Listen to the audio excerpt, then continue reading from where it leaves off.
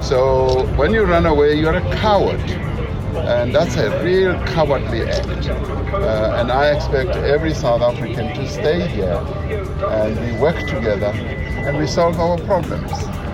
We've got the most beautiful country in the world, and I can bet you they will be back soon. This is how President Cyril Ramaphosa described the very first group of so-called Afrikaner refugees who took up the US Trump administration's invitation to resettle in the United States. The president surprised many South African farmers attending this week's NAMPO Agriculture Expo in the Free State. Our man on the beat there, Nick Wilson, managed to doorstop Ramaphosa, who was shopping in his capacity as a fellow farmer. All the farmers I've been speaking to, they didn't know that actually the president was here, but they all made it very clear that they have no intention of leaving South Africa, but they do obviously want the president to keep them safe. Safety and security is a major concern for farmers. Nick takes us inside NAMPO next. Later in the show, the DA's roasted for its comedy fundraiser, and finally the Cape's ultimate beauty spot gets the global nod. To stay tuned to The Lead for every edition, hit the follow and subscribe buttons on our Spotify, Apple and YouTube podcast channels. I'm your host, Graeme Raubenheimer. Let's chat all this and more right here on The Lead on News 24.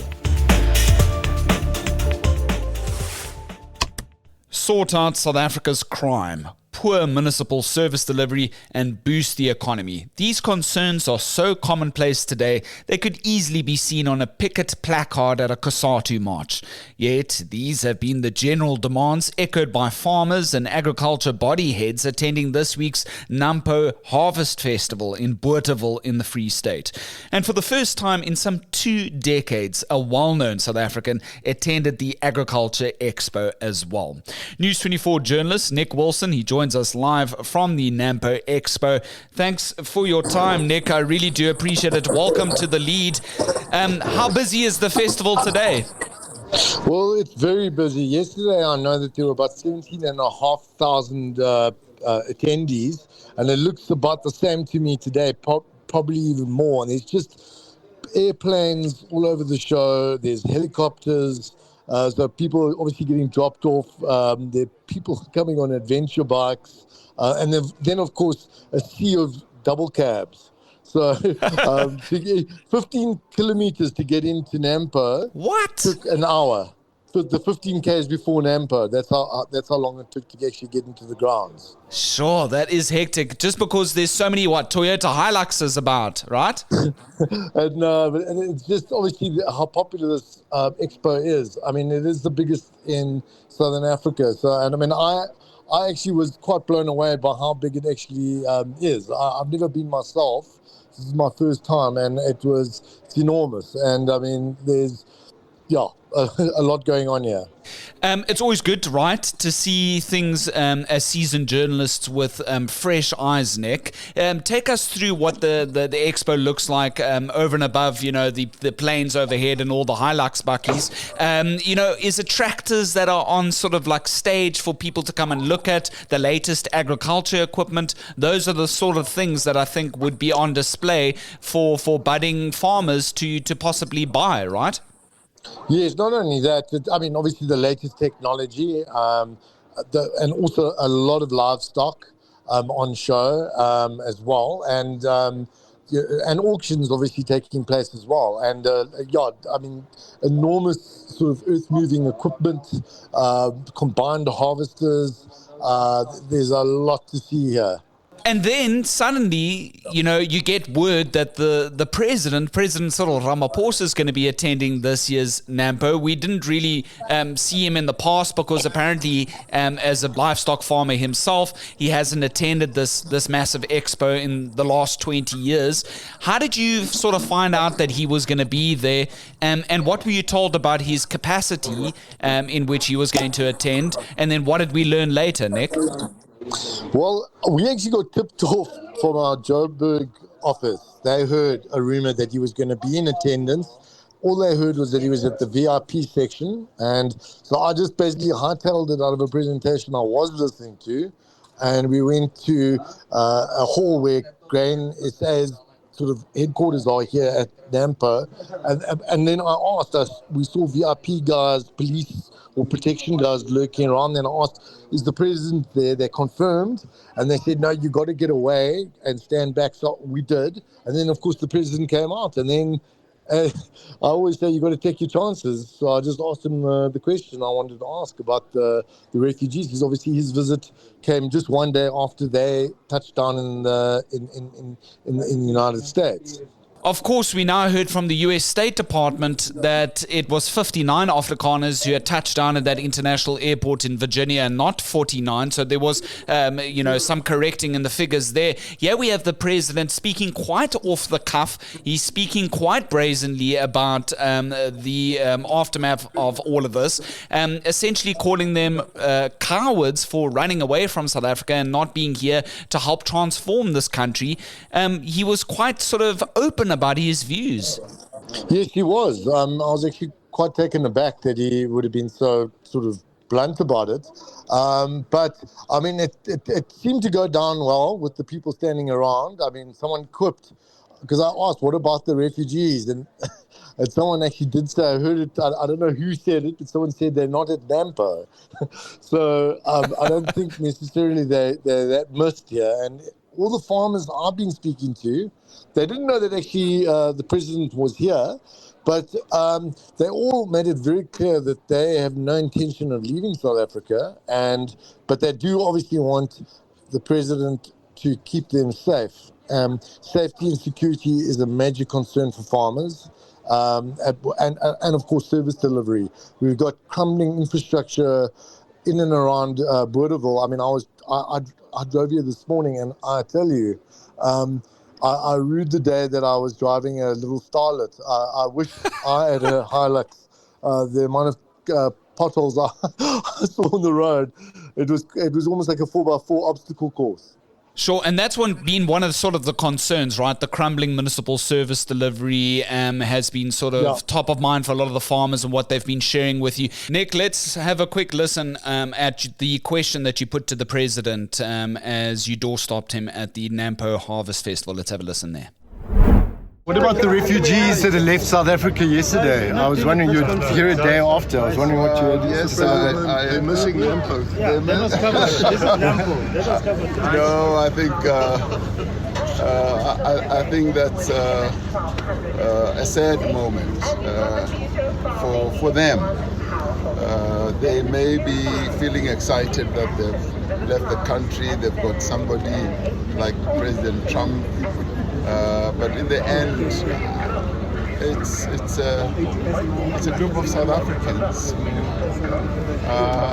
demonstrating that the changes and transformation that we are embarking upon here, they are not favorably disposed to it, and that's why they are running away. So as South Africans, we are resilient. We don't run away from our problems, and we shouldn't run away from our problems. And if you look at all national groups in our country, black and white, we've stayed in this country because it's our country and we must not run away from our problems. We must stay here and solve our problems. So when you run away, you're a coward. And that's a real cowardly act. And I expect every South African to stay here and we work together and we solve our problems. We've got the most beautiful country in the world, and I can bet you they will be back soon because there's no country like South Africa. Yeah, thank you, sir. Our colleague Alex Mitchley, when he was at the airport over the weekend with the 59 Afrikaners who had leaving OR Tambo for Virginia, had no luck in getting an interview with any of them. It seems like farmers at NAMPO have been a lot more open. What have their attitudes been like towards the media and engaging on these hot button issues?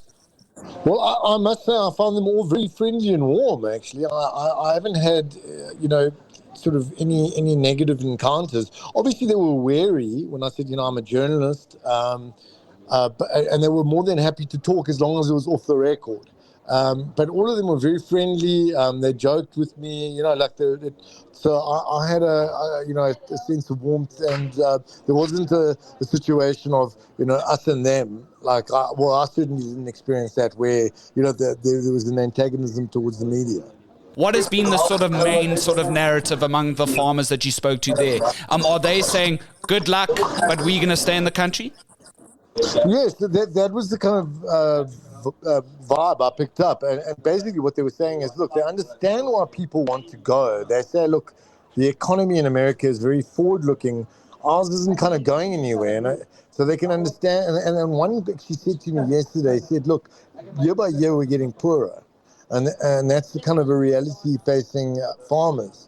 So he could understand why people might opt to go to the US. And also on the safety side, one mentioned that he personally knows people that have been affected by farm murders. So this is obviously a major concern for them. But I also got the feeling that they were all patriotic, and the people I've spoken to, and they feel they want to stay here for the long haul and make South Africa work. That's the feeling I've got from all the people I've spoken to so far. What's been on today's agenda? I understand before I chat, you in a session with well-known political economist JP Landman. What are some of the views that he's sharing and sort of some of the engagement there? A lot of the issues that we've already spoken about, general crime, poor service delivery, and boosting the economy. I mean, that's been sort of the main sort of concerns for most of the attendees, correct? Yes, but today, the session that I just attended when we spoke is basically about global trade and, what the US tariffs mean for South Africa. And basically what JP Landman was saying, which I thought was fascinating, was he said, we've got to face up to the fact that AGOA is dead. It's dead in the water now. And we've got to start looking for other markets. And this was echoed also among the other panelists. There was a red meat industry representative there, Dewald Olivier, who said that we should also be looking for, markets for red meat, other markets apart from Europe and some of the markets we've been trying to get into. He's saying, if we keep knocking on doors that are closed, we're not going to get anywhere. So we've obviously got to change that up a bit. So that was kind of the message that came out today as well. And then maybe that could include markets like the Middle East and others. Sure. Nick, thanks so much for your coverage thus far. When does NAMPO conclude, and what else can we look forward to come out of that? I'm sure the president engagement sort of sessions is concluded now. He's no longer there, right? No, he isn't. But I understand that Deputy President Paul Bashitile is going to be in attendance tomorrow. And I believe John Steyn, as an agriculture minister, will be here on Friday. So I'm sure there's going to be quite a lot of interest in that as well, and what they have to say. Yeah, and what they perhaps say to sort of some of the attendees. I'm looking forward to your coverage, Nick. Thank you so much for your time. I really do appreciate it here on The Lead. Stay safe, and good luck with the traveling in and out of the Harvest Festival. Thank you so much. I appreciate it.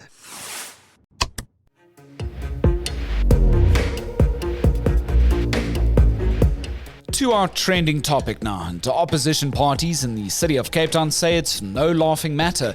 They're now upset with the Democratic Alliance in the Metro for organising a party fundraiser in connection with the 26th Jive Cape Town Funny Festival. Proceeds of some ticket sales between 180 and 250 Rand for a portion of this event in June will go to the DA. The party's Metro Regional Chair JP Smith has defended it, arguing that raising money this way is no different from a golf day, for example. Still, the opposition Good Party claims the DA is quote-unquote piggybacking on a city-funded event for political purposes. The DA-led City of Cape Town admits it does fund this festival but does not support political events. The ANC claims, though, that the DA's involvement undermines the inclusivity and unity of the comedy festival, whilst the Patriotic Alliance is calling on the Public Protector to investigate. This story thanks to journalist Marvin Charles. Looking for even more political intrigue? Well, this month's free audiobook for News 24 subscribers is Being There by former DA leader turned ambassador Tony Leon. In it, he reveals how his successor Helen Zille helped keep the Democratic Alliance in the government of national unity. That's despite its early clashes with the ANC over, among other things, cabinet positions. Have a listen from one of his chapters.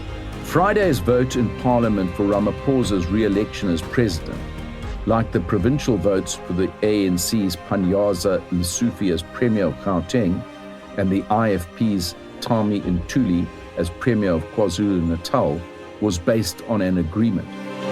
Yet its last-minute provisions will allow much scope for manoeuvring in terms of seats, both in number and influence, at a cabinet table still being designed.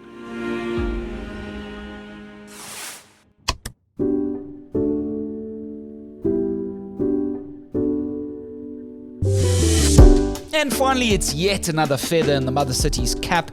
The idyllic Kirstenbosch National Botanical Gardens has been named among the world's top 25 gardens by the New York Times. The publication appointed 6 horticulturists to pick their favorites, with 20 countries getting the nod, including Mzansi, and the UK and Italy coming out tops. The team praised Kirstenbosch's unique bouquet of indigenous Cape flora. That's 7,000 plant species to be exact, including, of course, proteas, fynbos, and ericas. 22-book garden author Tim Richardson calls Kirstenbosch wild for its famed Table Mountainside setting, saying it's not a garden you can see all of in just one day. Come to think of it, a visit soon would be lekker. See you there. From politically charged harvest festivals to tranquil global gardens, the average South African news day keeps us all on our toes. We continue to get a lot more mail these days. Cohen Jacobs writes to us, quote unquote, the following. What happens after Trump's term and new administration reverse everything? Will they then be real refugees? Of course, that mail from Cohen in response to our coverage this week of the 59 Afrikaners who left South Africa for Virginia. We'd like more of your mails, comments. You can especially mail us your voice notes. We'll definitely play them in our future editions. That's thelead@24.com. To avoid missing any of our future shows, you can simply hit the follow and subscribe buttons on our Spotify, Apple, and YouTube podcast channels. Until then, my name's Graeme Raubenheimer, and so long as there's news, we'll have The Lead.